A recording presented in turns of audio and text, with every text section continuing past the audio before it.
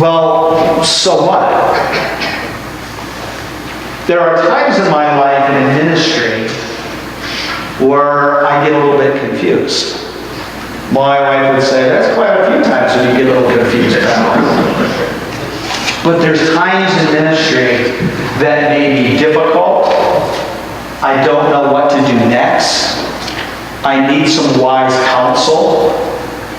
And every wise pastor is wise because they know what they don't know. People that aren't wise, they don't know what they don't know. But wise pastors do, and wise pastors have mentors. And Jeff, you are a wise pastor, and we're grateful that we see some of your mentors here, and we see your mentor here. One of my mentors, my very best mentors, is Pastor Bruce Van Dusseldorp. And he came to Christ Community a couple months before I came here. And there have been times over the years when I needed a pastor. And so I would call him up and say, Bruce, can I stop by for coffee? And he always said, yeah, come on by, Phil, let's see what you've got going. And I would go in and I would talk to him, and Bruce always said this. He says, Phil, it's all about the call. It's all about the call. And ministry is easy, and it's hard, and it's clear, and it's confusing, and it's fun, and it's difficult. That's all part of life and ministry and community together. But the anchor point is the call. That's the anchor point. And Jeff and Shannon and Bev and I, one of the blessings, one of the graces that God has given to us is He has given us clear calls. And that's your anchor point. Because we have gone to Bible schools together, we've gone to seminaries together, we've been in ministry together, and the people that have a hard time are those that aren't sure of the call. Because then you begin to wonder, should I be a pastor? Should I be a children's ministry leader? Should I even be at this church? And then Satan can really get in there and wheedle away on that. But when we have that quiet confidence about the fact that you folks are here because that's God's call on your life, we are here because this is God's call on our life, that's an anchor that the deeper the conflict goes in our lives, or uncertainty or fear or whatever Satan's trying to put in there, the stronger God anchors us. And it works that way from the church too. Today we remember, how did we get to this point? We got to this point, and for those that are on the church board and the search committee, it's already becoming part of the history of our relationship together. How the Holy Spirit, in a matter of minutes, put together that search committee. How, when we were looking for the next pastor, and what candidates do we have, what candidates do we not have, my wife would say to me, Phil, the next pastor isn't available yet. You got to be patient. And I hate two things: when she tells me to be patient and when she's right. Okay? And she was right. And we look at the time when we were ready to go to the next stage in interviewing candidates, was almost exactly the time when the honor factor was released to receive their next call. So we look at how the search team was put together. We look at the timing. We look at the gift set. We look at the congregational meeting that we had and came to unanimity. And we put that all together. And this is what we believe as people and as a pastor, is that you are here not just because you immediately responded to the call, which you did, but because it's Jesus Christ, the King and the head of the church, that called this church and this pastor to come together, and that's our anchor. Amen. Yeah. And that's good stuff. Because in any relationship, there's going to be easy times, there may be more difficult times, but you can always go back to the anchor, and that's your call. So now that you're here, what are you going to do? Well, I've got about 20 minutes and a bunch of stuff to tell you what to do. But let's break it down to just a couple.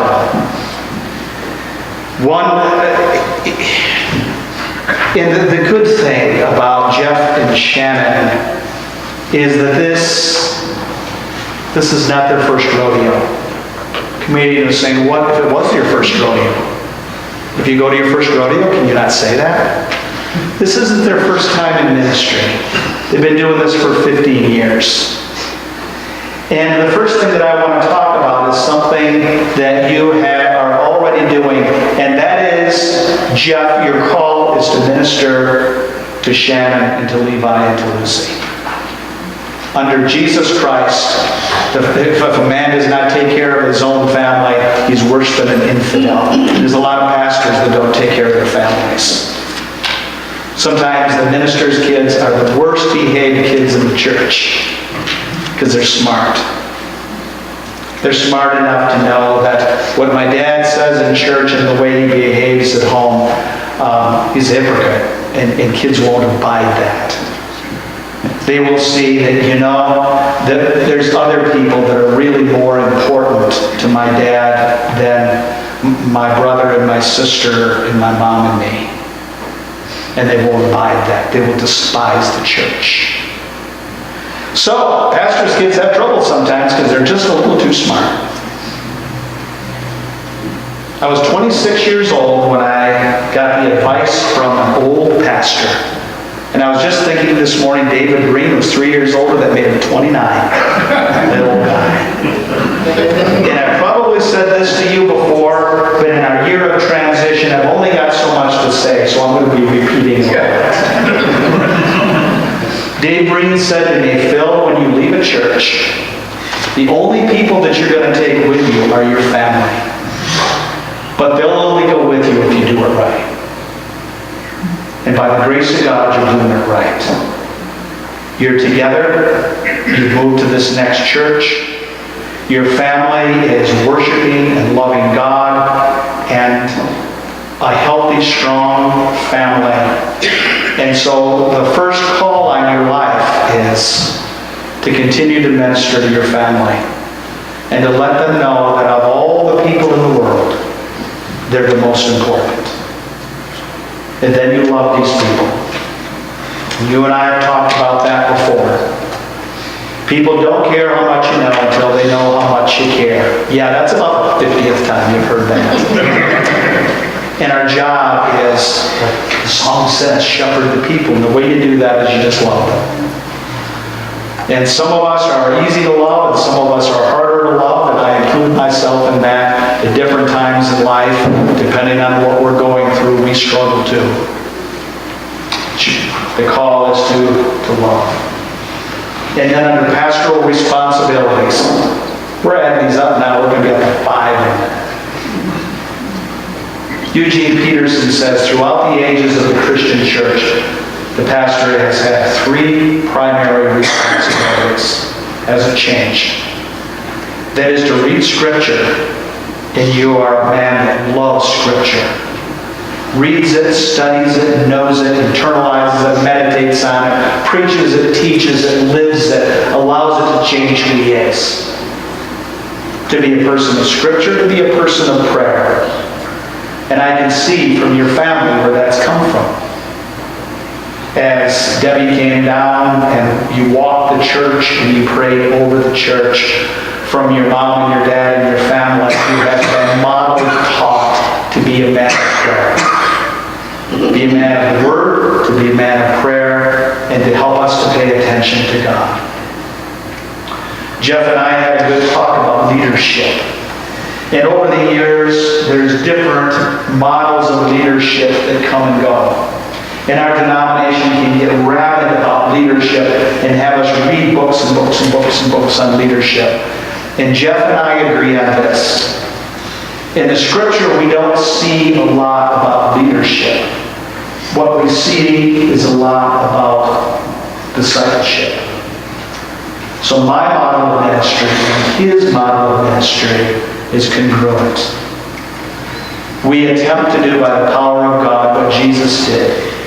You get up in the morning and you ask the Lord, what are we going to be doing today? And that's what you do. Where's this church headed? And we ask Jesus. And how do I get an answer to this? And we ask Jesus.